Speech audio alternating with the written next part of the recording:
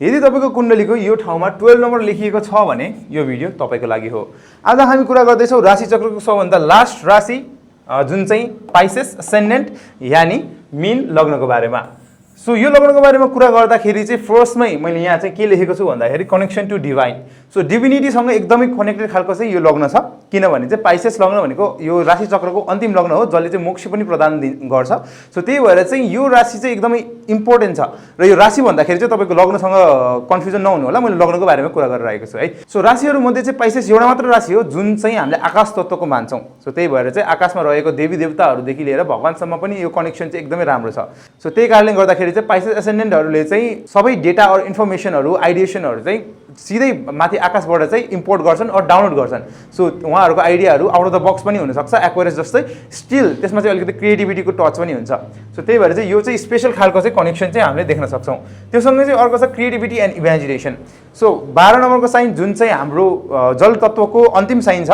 So त्यही भएको कारणले गर्दाखेरि चाहिँ उहाँहरूमा इमेजिनेसन भरपुर हुन्छ, उहाँहरू राम्ररी सुत्न पनि सक्नुहुन्छ। अब कुनै कुनै केसेसमा चाहिँ त्यो नहुन सक्ला, बट स्टिल उहाँहरूले चाहिँ गर्न सक्ने ड्रिममा देख्ने कुराहरूदेखि लिएर तपाईँको इमेजिनेसनको कुराहरू चाहिँ एकदमै इम्पोर्टेन्ट पनि हुन्छ र एकदमै क्रिएटिभ पनि हुन्छ, जुन चाहिँ एउटा कम्पनीलाई चाहिँ माथि लानको लागि, एउटा ब्रान्ड डेभलप गर्नको लागि र कन्टेन्टहरू क्रिएट गर्नको लागि चाहिँ एकदमै काम लाग्न सक्छ।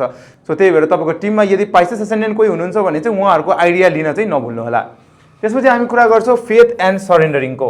सो पाइसेस भनेको चाहिँ फेथको राशि हो, यो साइनको कलर ब्ल्याक हो। सो त्यही कारणले गर्दाखेरि चाहिँ अँध्यारोमा जसरी तपाईँले अरूको भरोसामा चल्नुपर्ने हुन्छ त्यसै गरी चाहिँ पाइसेस एसेन्डेन्टहरूले चाहिँ भगवान भरोसे चाहिँ लाइफ बाँच्ने गर्छन्। सो त्यही भएर चाहिँ यदि तपाईँ चाहिँ कुनै गड अर भनौँ न स्पिरिचुअलिटीमा चाहिँ कनेक्टेड हुनुहुन्छ भने चाहिँ तपाईँलाई एकदमै सहयोग पुर्याउनेछ, किनभने तपाईँलाई विश्वास गर्नुपर्ने नै तपाईँको पर्सनालिटी डेभलपमेन्टको एउटा राम्रो बाटो हो। सो त्यही भएर चाहिँ तपाईँले चाहिँ एउटा गड अर कुनै एउटा हायर बिङ अर हायर स्पिरिचुअलिटीको एउटा एनर्जीलाई चाहिँ मानेर जानुभयो भने चाहिँ तपाईँको लाइफ एकदमै चाँडै इभल्भ पनि हुनेछ। त्योसँगै हामी कुरा गर्छौँ रिअकरिङ लाइफ प्याटर्नको बारेमा।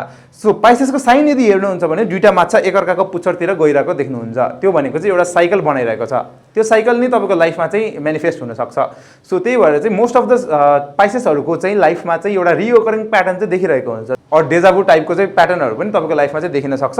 र एउटा धेरै कुराहरू चाहिँ 33 इयरको साइकलहरूमा और 36 इयरको साइकलहरूमा चाहिँ भइरहेको चाहिँ तपाईँले पाउनुहुन्छ। सो त्यही भएर चाहिँ रिअकरिङ प्याटर्न पनि हामीले यसमा चाहिँ देख्न सक्छौँ। सो यदि तपाईँ पाइसेस एसेन्डेन्ट हुनुहुन्छ भने चाहिँ तपाईँको लागि एउटा रेकमेन्डेसन चाहिँ धेरै चाहिँ ब्लाइन्ड फेथ पनि नगर्नु होला, बट स्टिल त्यो फेथ चाहिँ तपाईँको जिन्दगीमा जरुरी छ र डिभाइनको हेल्प चाहिँ तपाईँले जति पाउनुहुन्छ त्यति चाहिँ रिसिभ गर्नु होला र साधनाहरूमा चाहिँ लाग्न सक्नुहुन्छ, मेडिटेसनमा चाहिँ अफकोर्स लाग्नु होला।